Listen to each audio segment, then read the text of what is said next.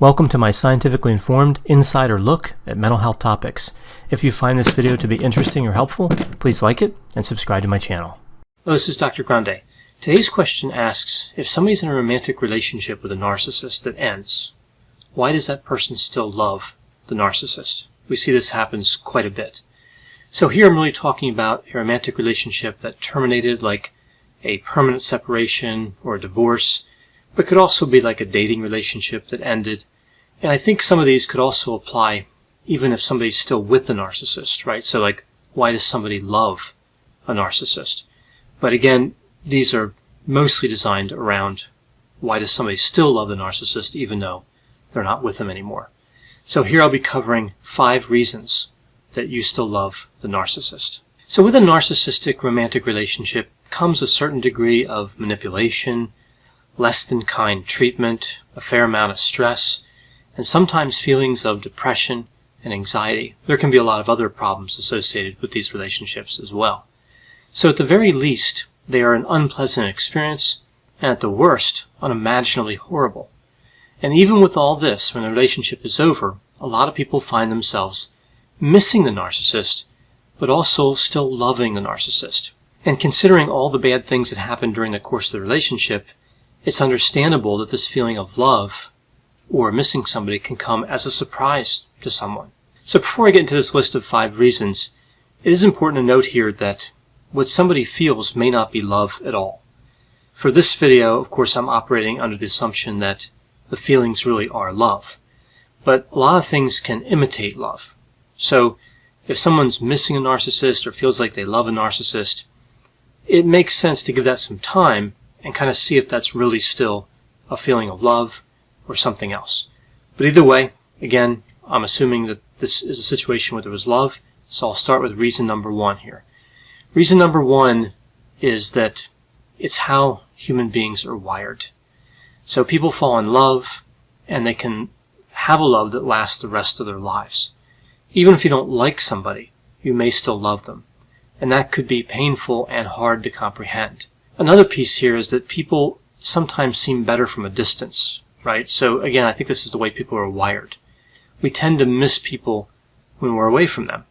And when we have them back, we realize why we left in the first place. So distance itself could be a factor. The separation itself may explain why there are feelings of love. The second reason why somebody still loves the narcissist, this is around the superficial charm that we see that's fairly common with narcissism and with a related construct, psychopathy. A lot of times when we see narcissism, we also see psychopathy. Both possess a superficial charm. And this means that the initial presentation can be very strong. It can be very convincing. A narcissist has a lot of charm, but not a lot of depth. But sometimes the charm is enough to get the feelings of love going. Another activity that narcissists engage in is referred to as love bombing. And this is really a constant barrage of gestures, like flowers, going out frequently to the movies or to the theater or dinner, a number of text messages expressing affection. So the appearance of being very thoughtful. Now, of course, with the narcissist, this stops, but the memory is still there. The feeling is still there.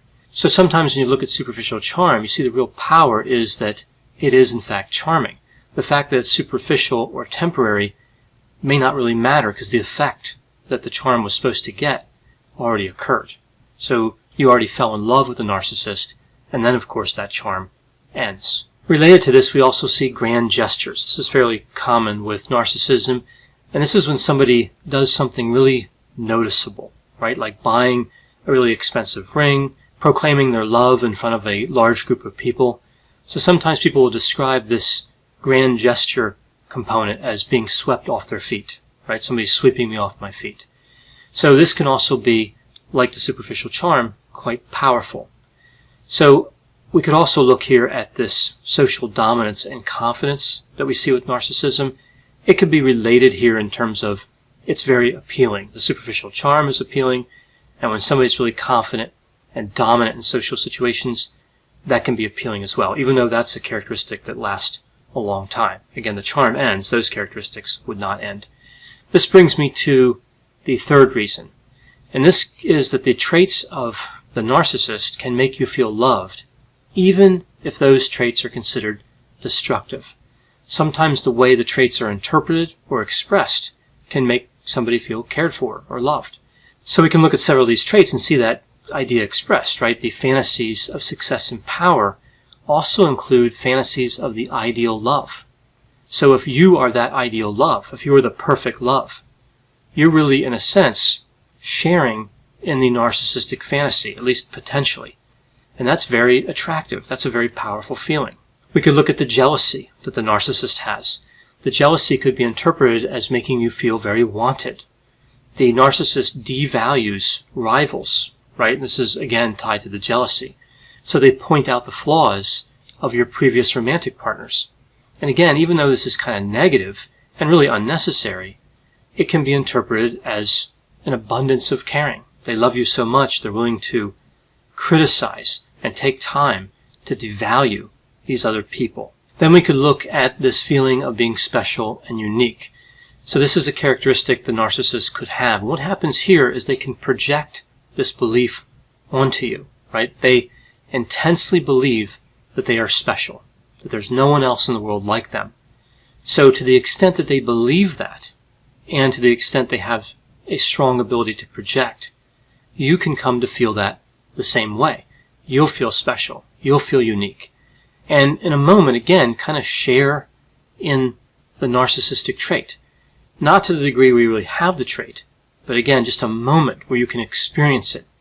You can have an overlap there, an ability to touch on that trait for a moment and feel how powerful that must feel to the narcissist.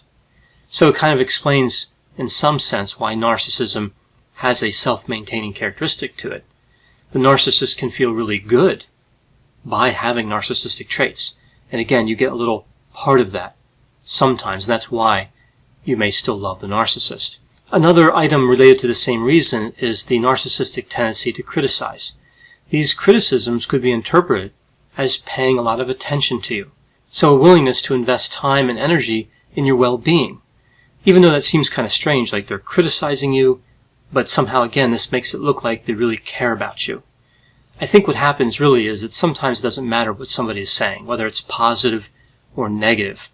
The fact that they're saying anything at all can matter to some people. It can make people feel loved. Taking the time just to make any type of statement, especially if they're taking a lot of time, can be viewed as quite attractive. The fourth reason is the traits that they have led to the feelings of love because those traits are unaffected by narcissism. So I talked about how some of the traits of narcissism can lead to feeling loved.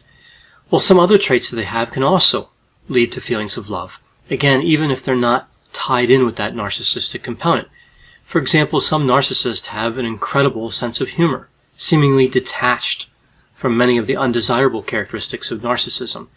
Some are great listeners. Some make you feel like they're thinking about you all the time. A narcissist could be physically attractive, and physical attraction can't be underestimated. It's the largest single component of attraction, regardless of gender.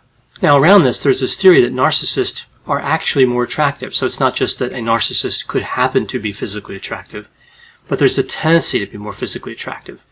And this theory really says that this occurs because the narcissist puts more effort into looking attractive. They require excessive admiration, so they get admiration by making themselves look more appealing.